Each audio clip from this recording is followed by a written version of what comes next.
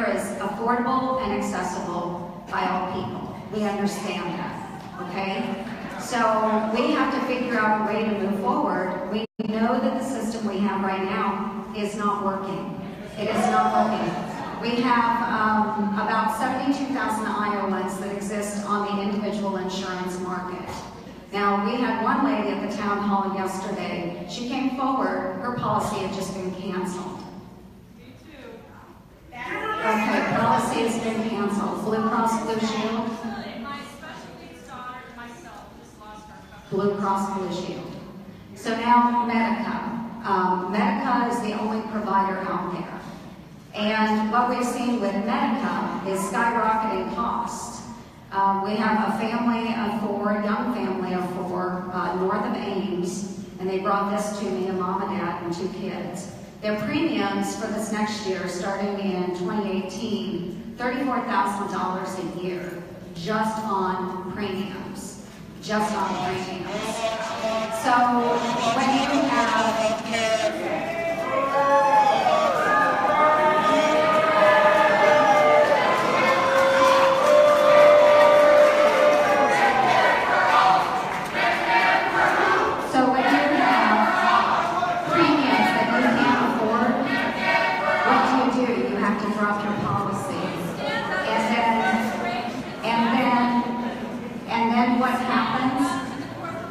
what can we do?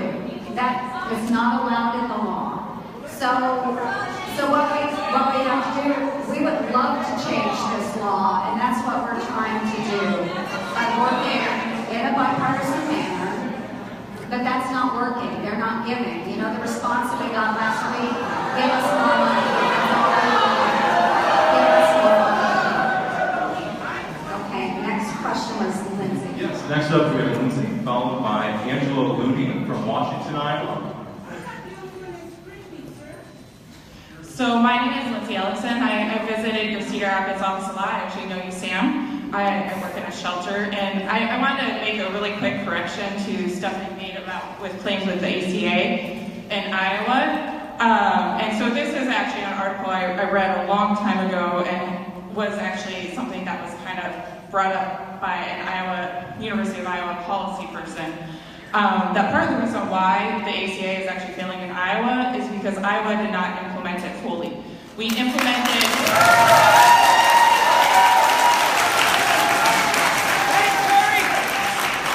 So the state's individual market faces a lot of issues basically because we didn't buy into the ACA fully, which made it so our marketplace was smaller. I'd also like to point out that the hemophiliac case, the $12 million patient, the Walmart has caught a lot of flack for that because of HIPAA issues too. And he still deserves health care, as I still deserve health care. Absolutely. And I'm not disagreeing with the fact that he needs health care. What we weren't able to do through the current system is reinsurance. And Blue Cross Blue Shield had stated if they had had the flexibility and the reinsurance aspect, that would not have been such an issue for their own company. I wasn't actually done speaking, so. Okay.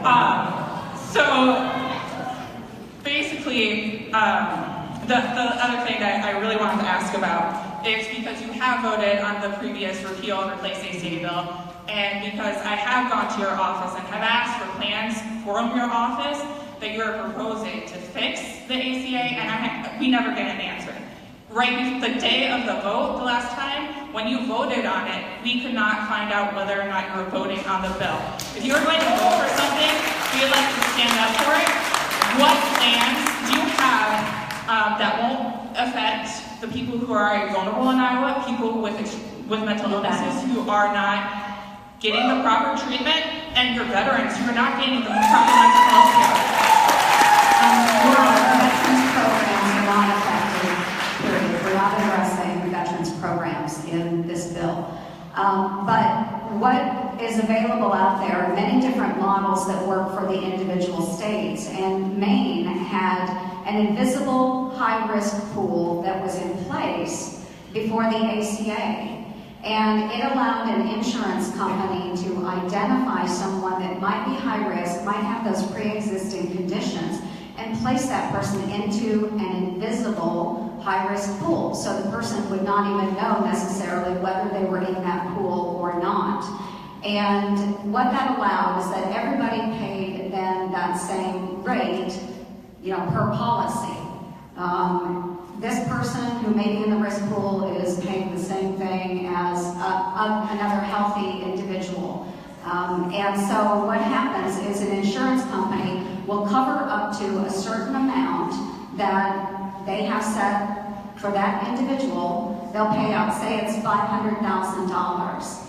And then once the insurance company has paid out that $500,000, then that person rolls over into the risk pool, and then any additional expenditures are paid out of the risk pool. And everybody pays into that plan when they purchase their policies. There's a small fee attached to that, as well as other dollars that can be leveraged from the state or federal governments. It was working for the state of Maine, and I don't know why it wouldn't work for other states as well. Next up, we have Angela Looney from Washington, Iowa. And after Angela will be Karen Nichols from Iowa City.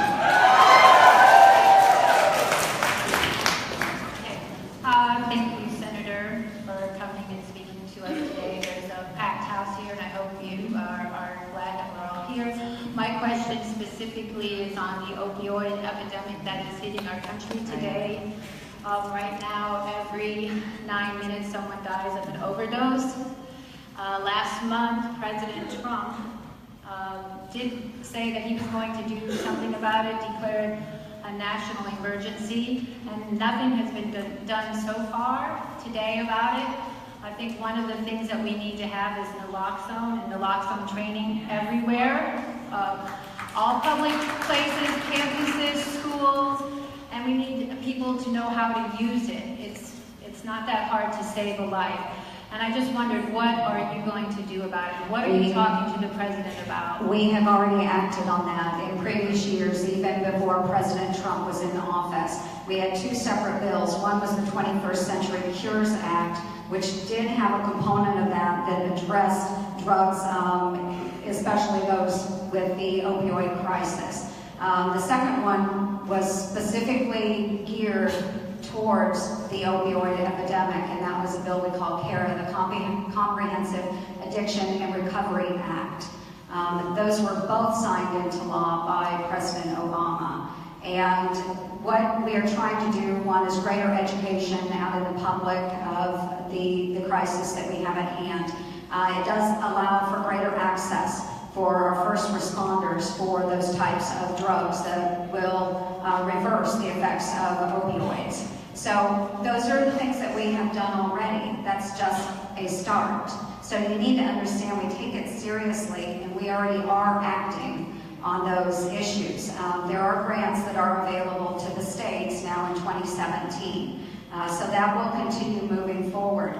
Hopefully President Trump sees this as a serious issue, and we will continue to have those discussions with him. But we are currently funding, sending those grants out to the states, making sure that we continue to follow up on this and find better ways of combating the opioid crisis. I'm with you. I spoke in Washington, D.C. before I left. I spoke with a mother that had lost her son to an overdose, and she is quite an advocate. And so we've got to find ways of moving forward, and she had a number of really great ideas. I think one of the things that you mentioned, making sure there's greater access to a drug that will counteract the effects of an overdose. So there's a number of things that we can do. We have started down that path already. My hope is that we interdict as soon as possible, because I tell you what, it's much better to start or stop someone from becoming an addict than to have to face the after effects. So if we can prevent any tragedies, we certainly want to do that. Next up, we have Karen Nichols. After Karen will be Dorothy Whiston from Iowa City. Dorothy Whiston from Iowa City. Hi, I'm a mom and the spouse of a teacher, and I'm here today representing Iowans for Public Education.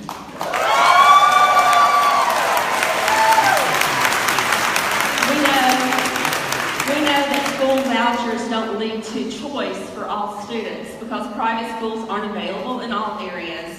Private schools don't necessarily accept all students, and vouchers don't always cover the full cost of private education. We know mostly vouchers go to students who are already attending private schools. When vouchers divert funds to a private school, overhead at the public school doesn't necessarily automatically decrease, and the school has to find a way to keep the lights on. So the results are often overcrowded classrooms because they can't hire enough teachers or program cuts. So it's not really an equal sort of competition that is really being implemented. Do you support such privatization programs when they have been shown to have such a detrimental effect on public school students? I support school choice, and I do believe that our parents should have that opportunity. I do. I think that those that know best are going to be those parents on where their children, according to whatever specific needs they might have, can be better educated by the school of their choice. My children have gone to public education school systems, and I do support public education school systems, and they're vital in Iowa and vital in our rural areas. Most of the dollars that do go to public education is through the state. Very, very small amount of the dollars that go into school systems actually comes from the federal government. Most of what goes towards public schools comes from property taxes, and that's handled at the local jurisdiction level. Next up, we have Dorothy Wisman from Iowa City.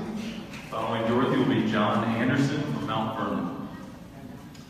I'm concerned about the Justice Department drawing back from some of the advances that were made in the Obama administration regarding mass incarceration and criminal justice reform.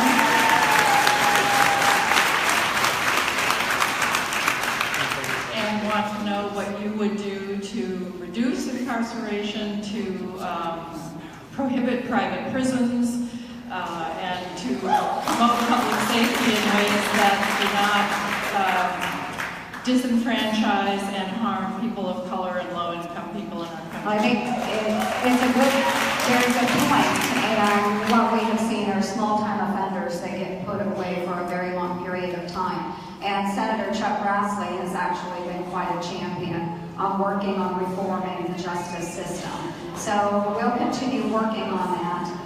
But beyond the incarceration as well is making sure that once people come out of prison, then that they're able to reintegrate into society and stop any re-offense. And so Cory Booker of New Jersey and I have partnered together on working to help enable those that have been offenders with employment in the federal government. It's one small way that we can move forward. It's called Ban the Box. You know, I hope that you can go and take a look at it, see if you can support it. But yes, we do need to reform our criminal justice system. I'm in agreement there, and I think we need to find a way forward. Next up, we have John Anderson, and after John will be Bill Polk. Bill?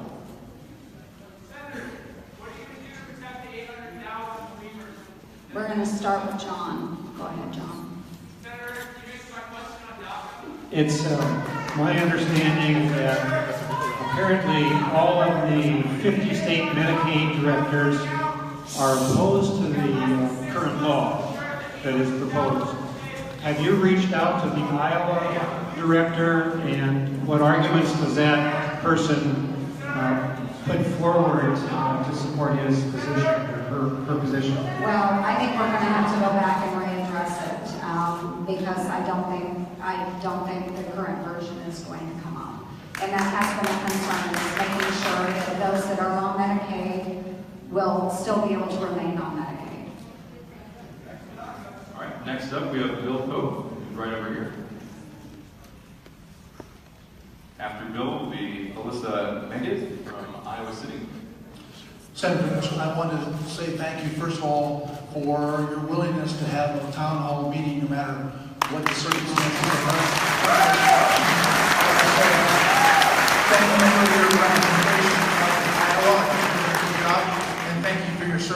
country. Thank you. Kind of got a two-part question that I think that'll be fairly easy to answer. Is there any way that you can introduce some kind of a bill? I have a two-part question.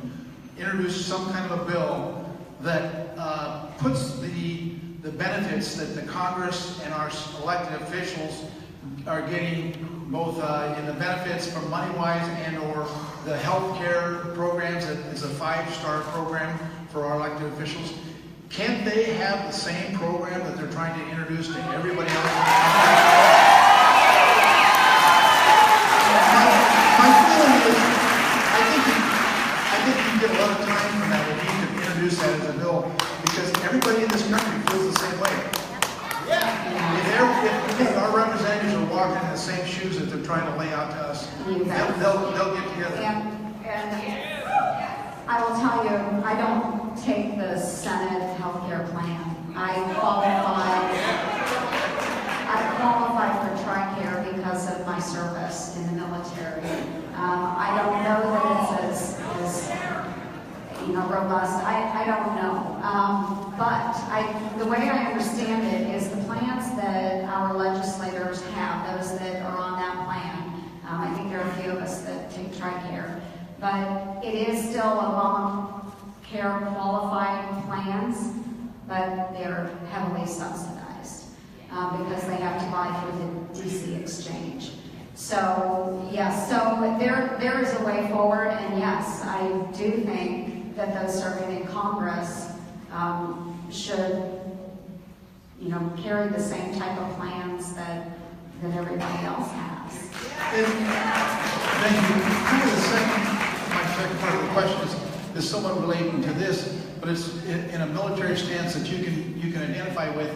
And I may not exactly have my facts exactly right, but from what I understand, the National Guard and the Reserve, if they serve 20 years into the service, they'll be able to retire with their benefits and their pay, but when they reach 60. Whereas the regular service members that serve in active duty, who serve 20 years, can receive their benefits right now. I have 2 sons that have served. I'm not so sure it wasn't with you, but they were in Afghanistan twice, in Iraq once, and they're in the Guard, and they serve as combat engineers. And I feel, and I'd like you to try to introduce a bill on that the Guard and the Reserve and those people that are not serving active duty should be able to have the same benefits as the Army does. When they get to 20 years service, they should have a full retirement. And also, in many cases, I'm trying to agree with this, sometimes the Guard members are serving overseas more often than the regular Army. So, thank you. And I am sure, as it always is, it comes down to dollars and cents with our military. And oftentimes our veterans are the first ones to be cut when anything comes up. So, yes, I have retired from the National Guard, but I won't receive those benefits. I'm kind of that same situation, what we call a gray area reservist, meaning we've retired, but we don't receive those benefits, and that's probably what your sons will be facing as well. So we can certainly go back and take a look at that, but again, looking over the lifetime, then whatever benefits they would receive starting at the age of 59 or 60, they would have to look at that and lower those payments to spread it out over time. But what I have seen far too often is we have a gray area reservist or guardsman that will pass away unexpectedly before they hit their retirement age, and their family doesn't see that benefit. So, yeah, so there are some things that we can look at. Next up, we have Alyssa from Iowa City. Make it. Hi, I'm Lisa, and I appreciate you coming out today. I want to talk about military defense spending. I think I had a chance to meet with you in July to talk about that as well. And I'm here, I guess, question our overwhelming confidence in the ethic of violence. We spend about $26,000 to $27,000 on war and war preparation every single second of every day at the expense of our environment and our students and our healthcare and our infrastructure. And we're engaged in wars all over the world. We have military operations in over 120 countries. And I'm just curious, our budget's so huge, and I'm wondering how we defend that budget. What does that bring us? We've bombed over 25 countries since World War II in the name of human rights and environment, or human rights and democracy. And I can't think of a single occasion where we've been successful. Yet we continue on with that strategy of bombing our way to peace. And I don't understand, when does that end? We're engaged in all these wars.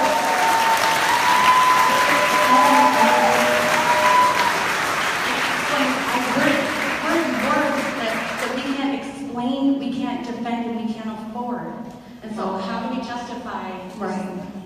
And you know, you have a great point, and yet, as I know I've stated before, the federal government was established for the national defense of our states.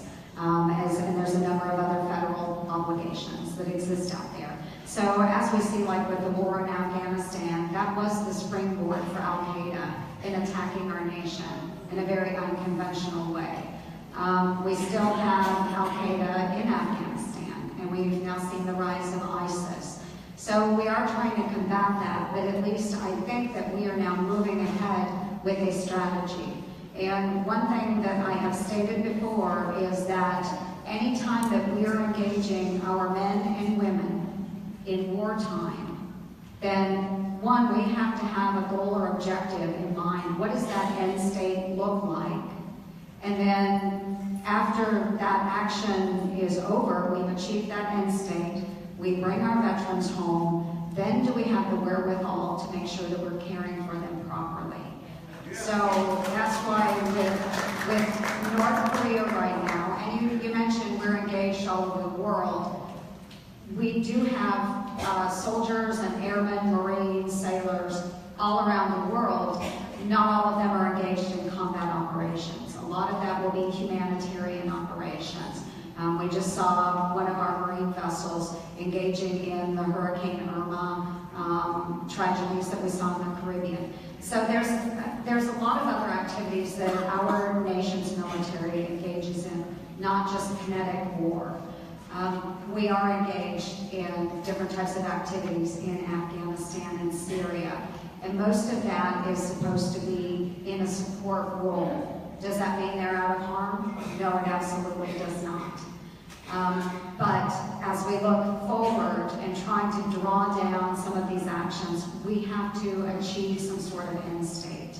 In Afghanistan, if we can stabilize that nation and train their own Afghan security forces, they're on their own.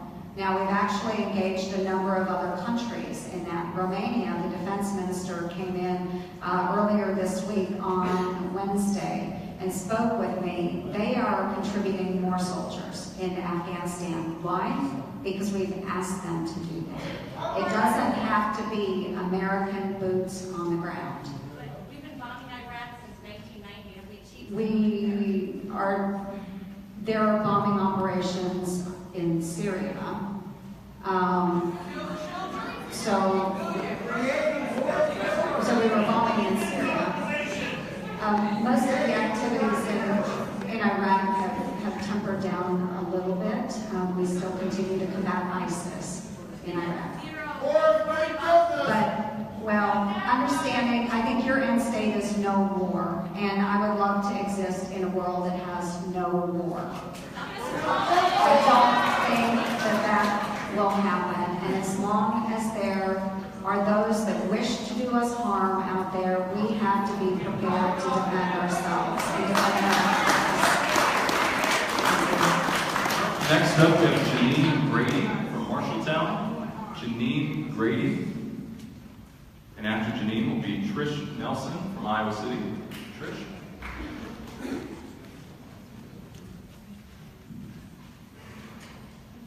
Hi, Senator. Thank you for being here. I will, because my question has been addressed a number of times in a number of ways, I will admonish the young man who spoke while one of your supporters was asking a question, because I will ask the question. President Trump ended DACA, and he gave you a very, very narrow window to fix it, to do something about it. Will you support the DREAM Act? Likely, maybe not the DREAM Act, but what we'll do, and let me explain, there are a number of different elements on that. So, President Trump ended DACA and gave Congress 6 months to act on that. And I think that that was the appropriate move because it was an executive order. The executive order didn't give those that were brought here, there were children that were brought here, it didn't give them a legal status. It just allowed them to exist as dreamers. So what we need to do is go back, and I think he did the right thing, and I do support folks.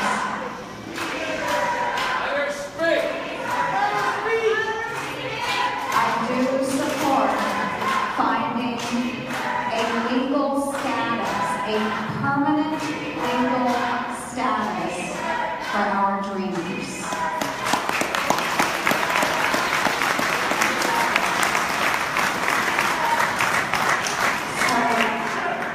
So that is one step forward. They are here. We recognize they're here. A lot of brilliant young men and women. We need to capitalize on those brilliant young men and women. So, but there is compromise that we have to find. There is compromise that we have to find. So while I don't necessarily support citizenship for all, I do support having them here legally and permanently so that they can travel in and out of the country, that they can gain employment, so that they can have their children here. Those children will be legal United States citizens. Next we have Trish Nelson. Trish, and after Trish will be Erica Hutner from Iowa City.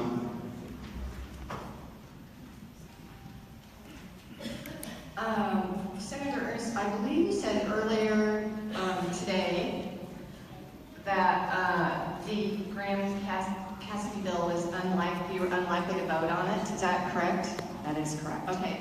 Does that mean it's dead, or does it possibly spring back to life? And I can't answer that. Okay. All I know is that we do have 2 members that have stated firmly they will not be supporting. There are likely others that will not be supporting.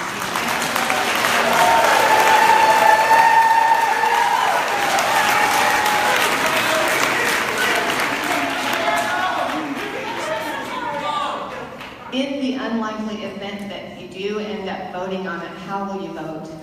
I mean, yes, and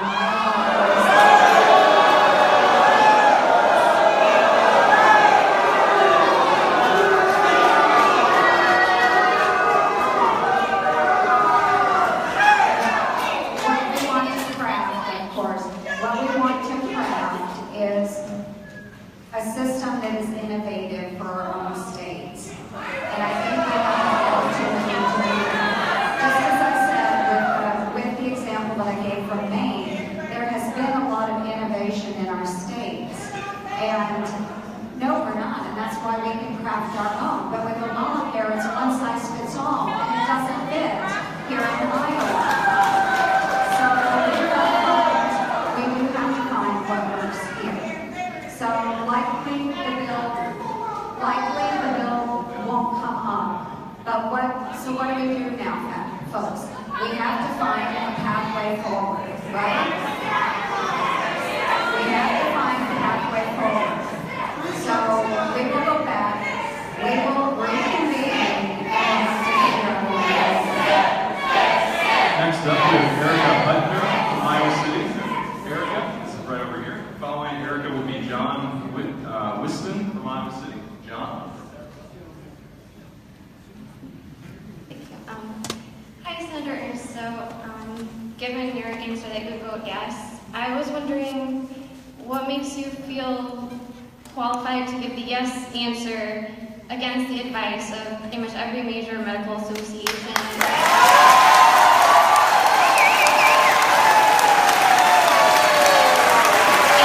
And doctors from around the country. And last night, the leaders of I believe, Medicare or Medicaid directors for every single state said that they are against it as well. And they would be the people who would be implementing it. So why do you disagree with pretty much everyone who has a stake in this who would work with it, including insurers who would come against it? Well, why do you feel your vote is justified? Because I think our insurance companies are talking out of both sides of their mouth. Because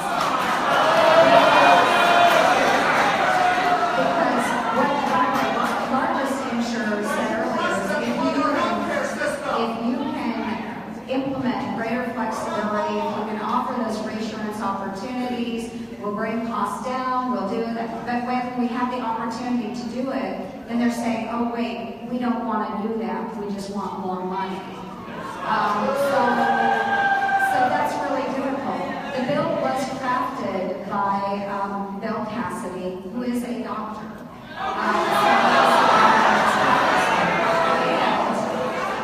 And what we were doing through the bipartisan talks that we had, we heard from physicians, we heard from advocates, we heard from patients, from Republican and Democratic states, we heard from actuaries, we heard of all of these wonderful ideas that could be implemented if we had a more robust waiver program. And that's exactly what the states would be doing, is crafting their own system. That was under Patty Murray's direction and Senator Lamar Alexander's direction. They had them in the Health Committee. So there were a number of those that were held, and it was a series of events. All senators were invited to attend, Republicans, Democrats. It was spearheaded by a Republican and a Democrat. And we have a lot of great ideas. And now we're not able to act on those ideas that might correct some of the issues that we have in the ACU. Next up, we have John Whiston, followed by John Loxton from Iowa City. Senator, I'm really disturbed that you're saying that you're not going to have the courage to vote no on the bill.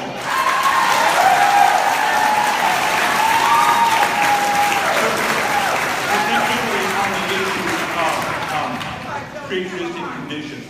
I spent the last couple of days watching the Vietnam War series on public TV, and what it reminds me is that years ago, our government, our president, our senators, our generals lied to the American people over and over again.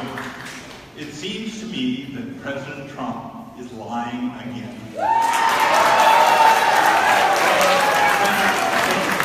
When the president and some members of the Senate say that there's going to be no effect on pre-existing conditions, they're playing semantic games, they're lying to us, and the result of that lying is going to be the loss of human life, just like it was in Vietnam.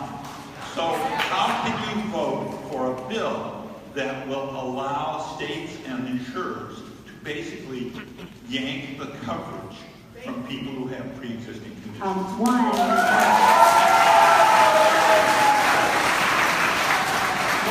would say that I actually have the courage to address the fact that our system in Iowa is broken. And we have to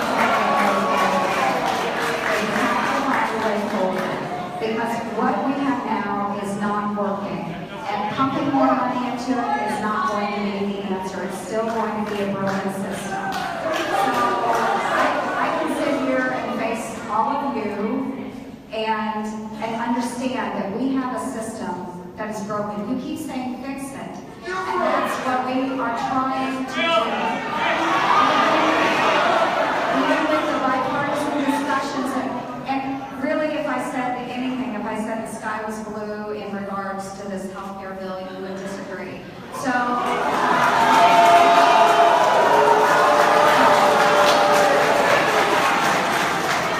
I think that John's point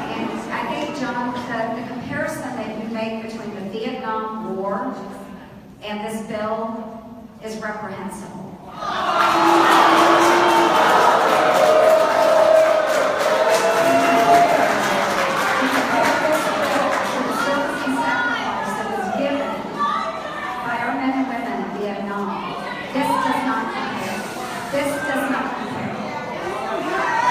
We have John Watson from Iowa City, and after John will be Pat Bowen from Iowa City.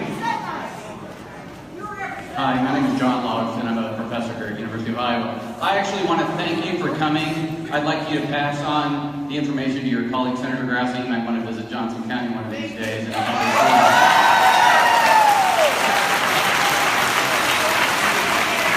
Before I ask my question, which is actually going to be a suggestion, I actually want to ask the crowd, how many of you have actually called Senator Grassley and Senator Ernst's office? Okay. So thank you for helping me with my question, which is, would you please make public the polls of those data of people that are calling you?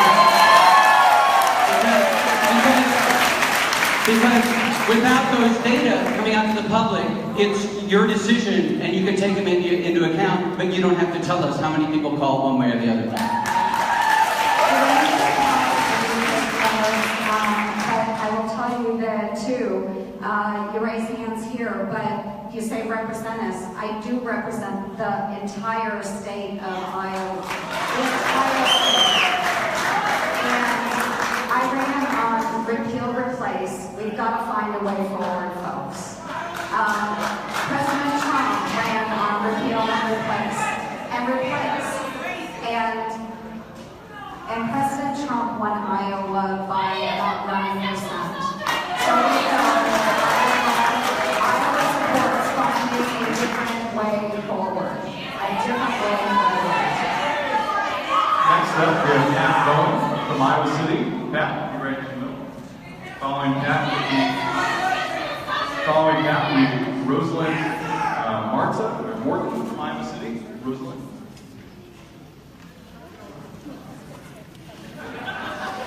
He kind of took the steam out of my question because I was going to ask the same thing, but I'm going to ask it in maybe a little bit different way and ask you to actually answer it.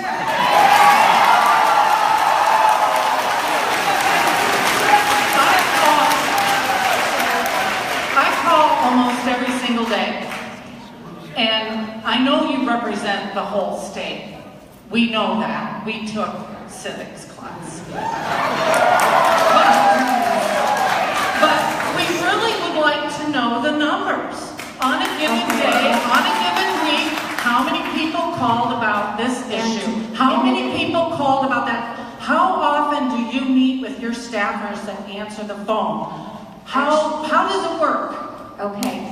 People call in, and you just answered the question on why we don't release those results, because you're calling every day. If everybody in this room called every day, we call every hour, on the hour, it's not scientific at all.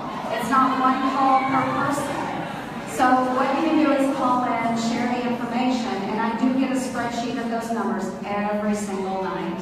Our staff puts those together from each.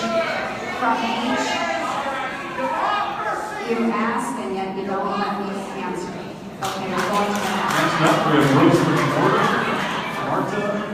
Rosalind, are you here?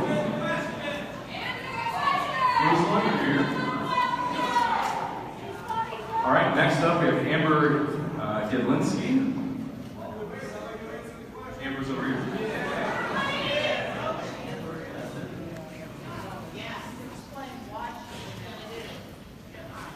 After Amber will be Florence Booz from Iowa City. Hello. Many high-profile Republicans, including Bob Corker and Marco Rubio, have publicly questioned Trump's mental ability and fitness to wield the nuclear codes. Will you support legislation to require congressional authorization of a first-strike nuclear launch by Trump?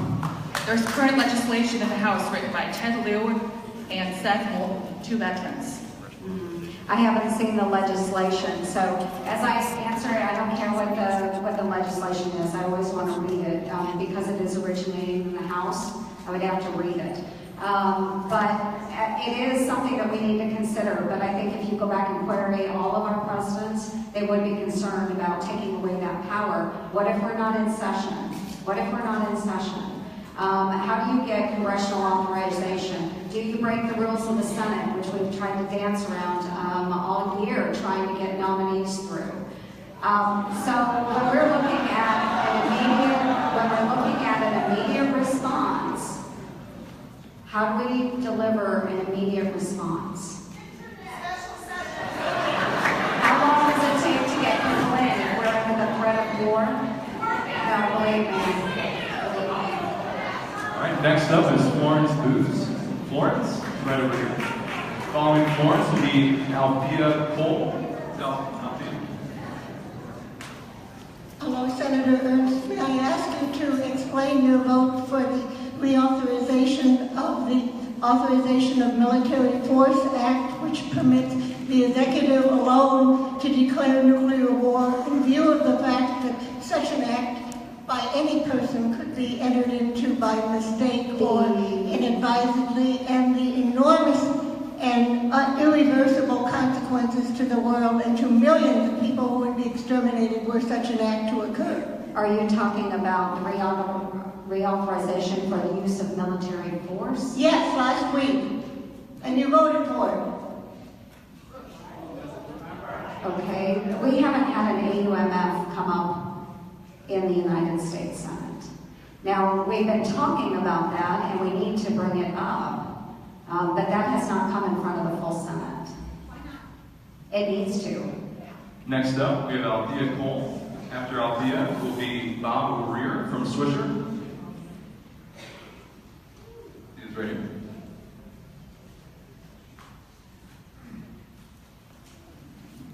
Hi, Senator Ernst.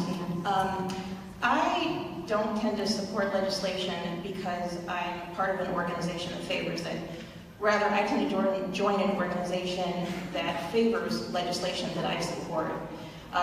Back in the wintertime and early spring, my organization, Americans for Prosperity, had a huge victory with reforming collective bargaining in the state of Iowa.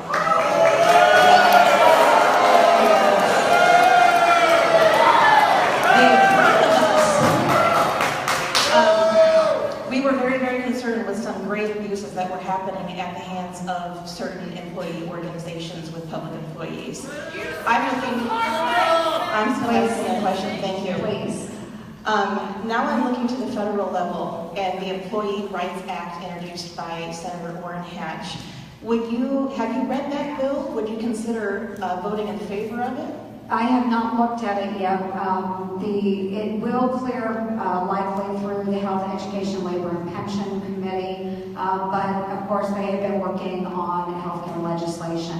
I do believe that we need to take a look at modernizing our system of employment through the federal government. And while I have the microphone, I'd like to explain the situation to all of you, and I hope you maybe would agree, but in one of our federal agencies, I'm not going to say which one it was, but they have a telecommute policy. And so we pay employees full-time, and they can decide to go to their home and telecommute from home, doing work, taking their workload and supposedly doing it from home, which is okay when it works. But what happens, and we had a person that was in the same department, and she forgot to take her name badge off. She was stopping on the way to a doctor's appointment for a coffee. She went into this coffee shop, and the lady behind the counter said, "Oh, you work for XYZ agency?" And she said, "Yeah, I do." And the lady that was serving the coffee said, "I do too."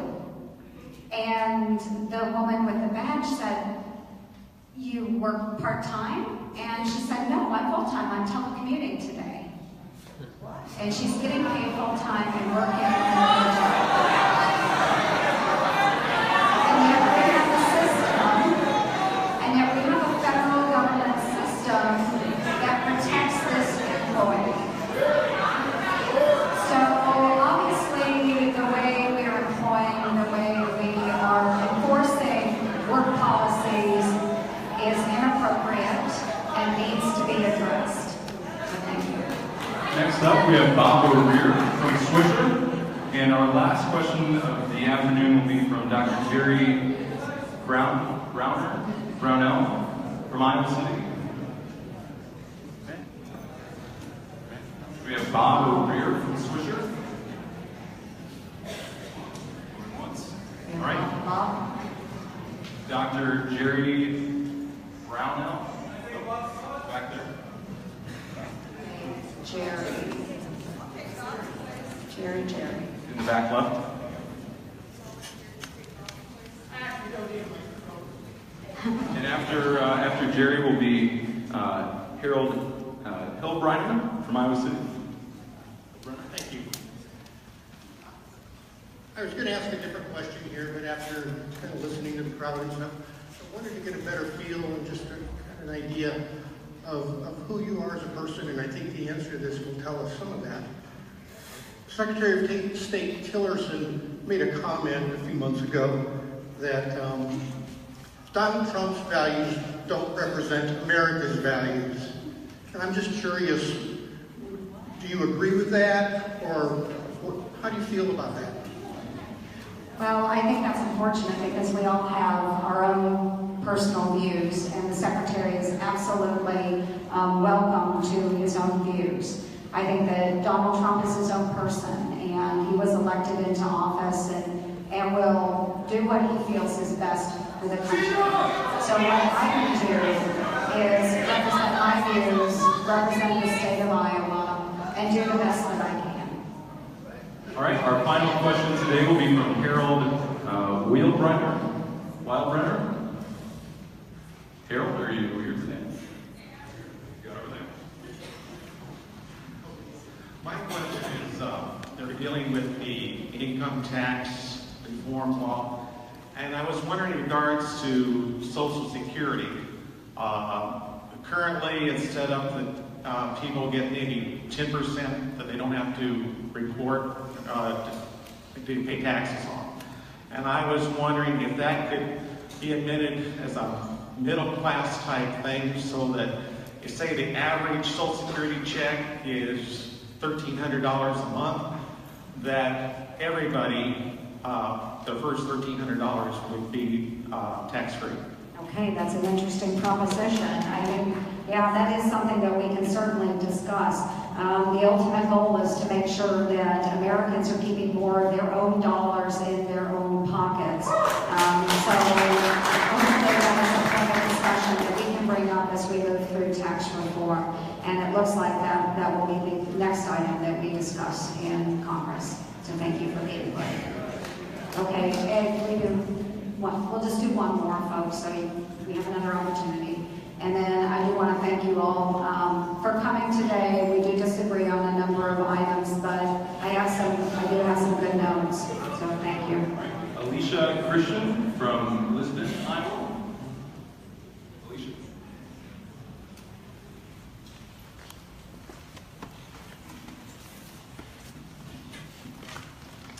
Yes, Senator Ernst, thank you for coming.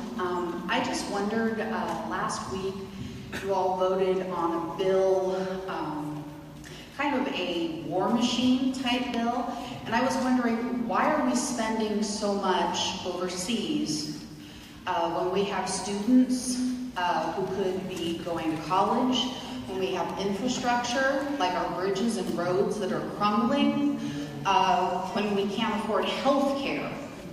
Why is that? Okay, and I think that might be what Florence was referring to earlier. It's the National Defense Authorization Act, and in that particular bill is all of the policy that's wrapped up for our nation's armed services. One, again, the federal government's number one job is to provide for the national security of its people.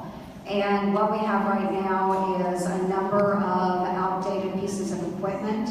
Our planes, about 50% of the planes that exist in the Navy can't be flown. There are a number of things that need to be corrected. There are also other things that exist in that bill talking about policy where we address personnel situations within the military, combating sexual assault in the military, modernizing equipment, things like that.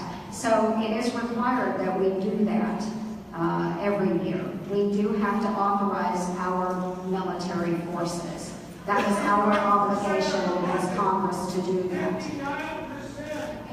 No, it is not that much. And out of the discretionary spending, it is maybe that much, but much larger percentage of our budget is mandatory spending, and that is roughly 80% of the overall spending that happens in the United States government. So again, thank you very much for coming today. I appreciate the input.